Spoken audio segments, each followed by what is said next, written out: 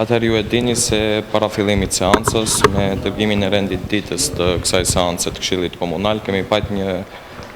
kërkesë për një çmimore të re nga ana e ndërmarrjes Saubermajer. Këtë propozim edhe si këshilltar të Vlenit dhe si këshilltar të Shumicës nuk e kemi pranuar, por kemi propozuar në Këshillin Komunal një çmimore të re, disa propozime të reja ku kemi ndryshuar çmimoren që e ka propozuar Saubermajeri. Me këtë propozim, pra, e ulim çmimin e propozuar nga ndërmarrja Saubermajer për qytetarët dhe për bizneset, ndërsa e rrisim çmimin e propozuar për objektet e lojrave të fatit. Konkretisht, çmimin për grumbullimin e mbeturinave për anëvirësri si përfaqe banimi në mjedis urban, e zvoglojmë çmimin e propozuar nga 4.2 denar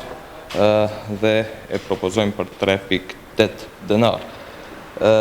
Çmimin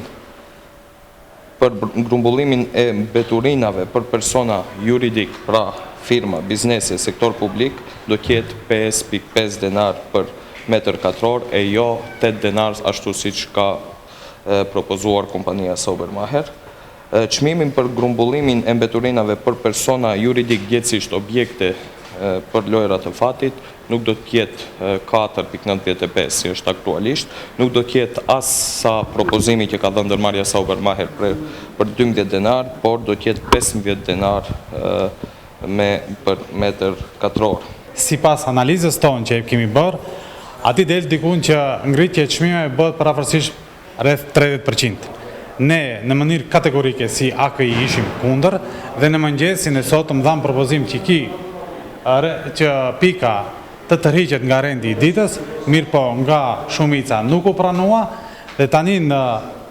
gjatë debatit kura ofrua pika 20,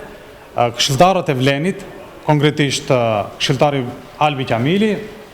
dha një propozim tjetër, ku sipas analizës të përkohshme që e bëm, del se çmimi nuk rritet për 30%, mirë po çmimi për ngrumbullimin e mbeturinave rritet për 20%. Ne si AKI votuam kundër në mbrojtjen e qytetarëve, asesi nuk do të pranojmë diçka të tillë.